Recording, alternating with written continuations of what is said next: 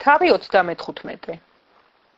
შეკრიბა მოსემ ისრაელიანთა მთელი საზოგადოება და უთხრა: აი რისი გაკეთება ბრძანა უფალმა. 6 დღეს აკეთეთ საქმე, ხოლო მე-7 დღე წმიდა იყოს თქვენთვის, უფლის განსვენების შაბათი. ყველა, ვინც კი საქმეს გააკეთებს ამ დღეს, მოკვდება. ცეცხლს ნუ დაანთებთ თქვენ საცხოვრებლებში შაბათ დღეს. ასე უთხრა მოსემ ისრაელიანთა მთელ საზოგადოებას.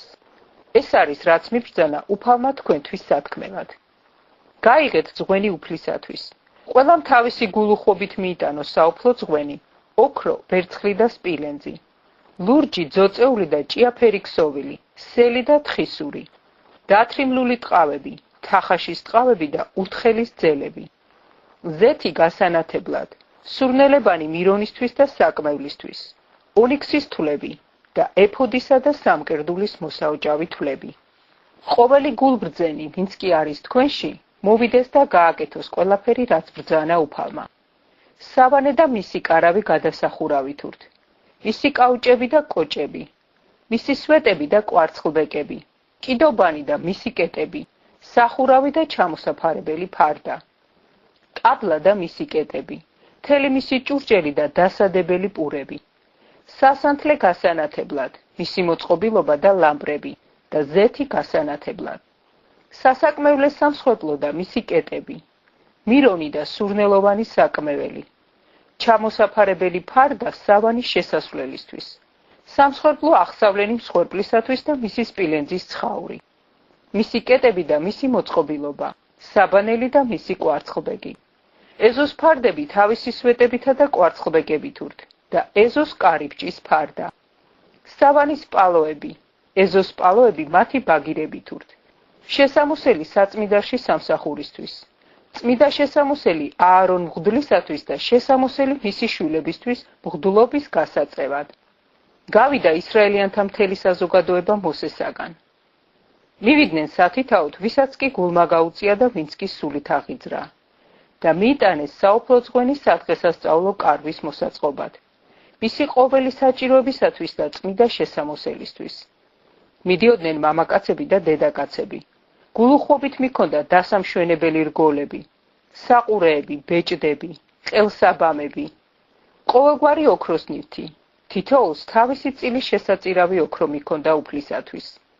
ყველას მოჰქონდა, ვისაც კი მოეპოვებოდა ლურჯი, ძოწეული, ჭიაფერის ნართი და ბისონი, თხისური, წითლად შეღებილი ცხვრის ტყავები და თახაშის ტყავები. ყველას, ვისაც კი სურდა ვერცხლისა და სპილენძის ძღვნად მიტანა, მოჰქონდა ძღვნად უფლისათვის. ყველას, ვისაც კი მოეპოვებოდა ურთხელის ძელები, რაიმე საქმისათვის გამოსაყენებლად მოჰქონდა. ყველა მარჯვე დედაკაც, ვისაც კი ნართის რთვა შეეძლო თავისი ხელით, მოჰქონდა ლურჯი, მეწამული და ჭიაფერის ნართი და ბისონი. ყველა დედაკაცი, ვისაც კი გული უწევდა და გაწაფული იყო, ართავდა თხისურს. თავკაცებს მიჰქონდათ ონიქსის თვლები და ეფოდისა და სამკერდულის მოსაოჭავი თვლები. ნელსურნელება, ზეთი გასანათებლად, მირონისათვის და სურნელოვანის საკმევლისათვის. კაცსა თუ ქალს, ვისაც კი თავისი გულუხვობით სურდა მოეტანა ძღვენი ყოველი საქმისათვის, რისი გაკეთებაც ბრძანა უფალმა მოსეს პირით, უხვად მოჰქონდათ უფლისთვის.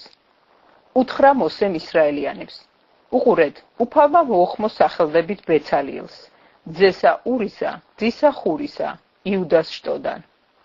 ავსო იგი ღვთის სულით, სიბრძნით, გონებით, ცოდნით და ყოველი ხელოვნების უნარით, რათა შეასრულოს ჩანაფიქრი, დაამუშავოს ოქრო, ვერცხლი და სპილენძი, გამოთალოს თვლები მოსაოჭავად და გამოახარატოს ხე, შექმნას ხელოვნური ნივთნი, გულში ჩაუდოს ხვათა დამოძღვრის უნარი, მას და ოჰოლიავს, ახისამაქის ძეს დანის შტოდან. ავსო გულის სიბრძნით, რომ აკეთონ ხარატის და ქსოველის ყოველგვარი საქმე, ქარგონ ლურჯ, ძოწეულ და ჭიაფერ ქსოვილზე და ბისონზე, აკეთონ ქსოველის ყოველგვარი ხელოვანის საქმე.